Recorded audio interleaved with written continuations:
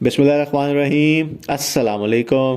ये जी जब से सीईओ साहब गिरफ्तार हुए नैब से और कंपनी के हालात ज़्यादा ख़राब हो गए, तो जो कंपनी की पुरानी टीम थी, जिनके ऑडियो मैसेज आते थे, उनके वीडियो मैसेज आते थे, वो गुड न्यूज़ देते थे, फ़ायदा कोई नहीं होता था, लेकिन वो आते थे सामने, तो वो गायब हो गए और उन्होंने अपनी वीडियोज़ भी यूट्यूब से डिलीट कर दी। तो अब एक नई टीम सामने आई है जिसको आप जानते ही हैं। उसमें सिर्फ मलिक साहब ही हैं जो पुराने हैं, बाकी सारे नए लोग ही हैं। आपको पता है वो कौन है। तो ये जो लोग हैं ये साफ बात करते हैं, टू द पॉइंट बात करते हैं, ज़्यादा मैसेजेस भी नहीं करते। और अब कंपनी जो है वो सच भी इन्वेस्टर्स को बताना शुरू हो गई है कि जी हमें विड्रॉ इन्वेस्टर्स को नहीं मिल सकता क्योंकि अकाउंट्स फ्रीज हैं। बेशक उन सीईओ साहब की बेल हो भी जाती है तो फिर भी विड्रॉ नहीं मिलेगा, क्योंकि वो सिर्फ बाहर आएंगे। विड्रॉ उस वक्त स्टार्ट हो सकेगा जब केस ख़त्म होगा। तो ये पहले इस तरह बातें इन्वेस्टर्स को नहीं बताई जाती थी।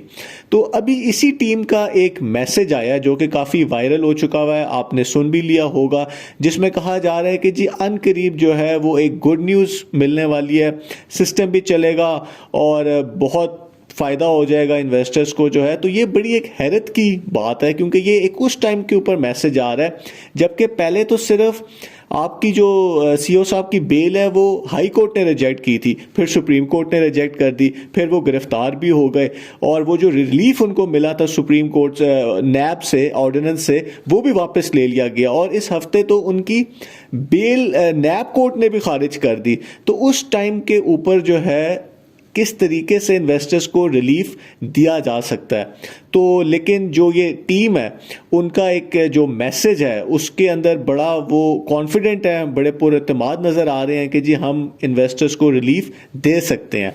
तो उसके जो मेन पॉइंट्स हैं वो हम देख लेते हैं। तो सबसे पहले तो उन्होंने ये कहा है कि जी पहले हम खामोश थे कि हमारा ख्याल था कि शायद ये जो मामलात हैं सीईओ साहब और नैब के वो सेटल हो जाएं, यानी कि उनकी या बेल हो जाए या वो प्ली बार्गेन कर लें, इन्वेस्टर्स को एक रास्ता नज़र आ जाए कि जी हमें पैसे वापस मिल रहे हैं। क्योंकि आपको भी पता है कि अब जो ग्रुप्स के अंदर बात हो रही है वो अब प्रॉफिट की कोई बात नहीं कर रहा, हर कोई ये कह रहा है कि जी हमारे पैसे वापस किए जाएं जो हमारी प्रिंसिपल अमाउंट थी। तो अब वो तो मिलने के चांस नज़र नहीं आ रहे। तो इन्होंने कहा है कि जी चूंकि अब हम खामोश नहीं रह सकते क्योंकि एक साल का अरसा गुजर चुका है और अभी तक कुछ नहीं मिल रहा, और हम एक काम करना चाहते हैं जो कि लीगल तरीके से होगा और हमारा जो एक एजेंडा है जिसको हम लेके आगे चलेंगे और इसको हम सैफ साहब से भी डिस्कस करेंगे इसको, और अगर इसको काम करने दिया जाए तो हम जो है बहुत ज़्यादा नए मेंबर भी हमारे बन जाएंगे और इन्वेस्टर्स को कहा जा रहा है कि जी आपके जो मसाइल हैं वो ख़त्म हो जाएंगे और ये कंपनी जो है वो चलेगी। और जो हमारी टीम है वो सिंसियर है। ये सोल्यूशन हमारे पास पहले भी था, अगर पहले था सोल्यूशन तो पहले क्यों नहीं दिया गया जब सैफुर रहमान साहब जो है वो उनकी बेल थी और वो गिरफ्तार नहीं हुए थे।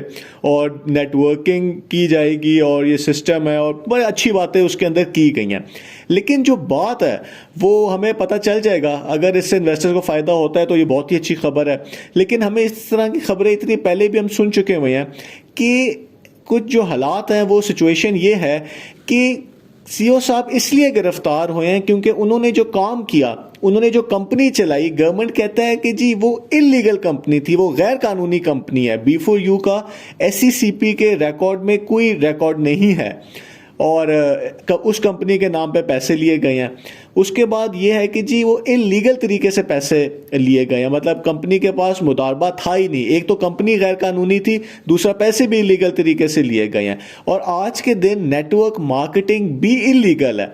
तो अगर एक कंपनी को दोबारा चलाया जाएगा तो ये कंपनी नहीं चल सकती, क्योंकि इसी कंपनी की वजह से ही तो सीईओ साहब जेल में है, वरना वो क्यों जेल जाते। और अब इतनी जगहों से बेल रिजेक्ट हो चुकी हुई है कि डेफिनेटली गवर्नमेंट का जो केस है वो स्ट्रांग है, वो उनकी बात में वजन है, जो उनकी अदालतें भी उनकी बात मान रही हैं। तो ये अभी हमें नहीं बताया गया कि किस तरीके से ये कंपनी को चलाया जाएगा। अगर हम ये कहते हैं कि जी ये एक नई कंपनी होगी, तो अगर ये नई कंपनी होगी तो नई कंपनी का तो इतना प्रॉफिट नहीं होता कि वो इतने अरबों रुपए जनरेट कर देगी और वो जो लोगों के वापस करने हैं वो वापस कर दिए जाएंगे।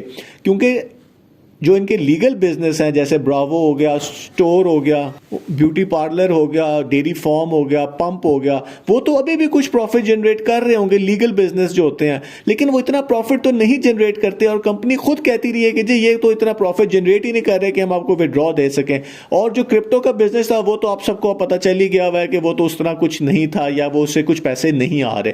तो एक किस तरीके से ये काम किया जाएगा ये अभी नहीं बताया गया, लेकिन वही बात है कि जी अगर कोई रास्ता बन सकता है, रास्ता यही है कि जी या तो सीईओ साहब पैसे इन्वेस्टर्स को वापस कर दें प्ली बार्गेन वगैरह करके, या कंपनी के जो कुछ एसेट्स हैं जो अभी नहीं उस तरह वेस्ट किए गए तो वो बेच दिए जाएं, कुछ इन्वेस्टर्स को मिल जाएं पैसे वापस, तो हमें पिक्चर क्लियर हो जाएगी। लेकिन फिर भी अगर इनके पास कोई सोल्यूशन है इस नई टीम के पास तो हम उसका इंतजार करेंगे। सारे इन्वेस्टर्स काफ़ी एक मोटिवेशन तो उनको ज़रूर मिली होगी कि शायद कुछ हमें फ़ायदा हो जाए। तो चले देखते हैं कि जी क्या सिचुएशन बनती है। बहुत बहुत शुक्रिया।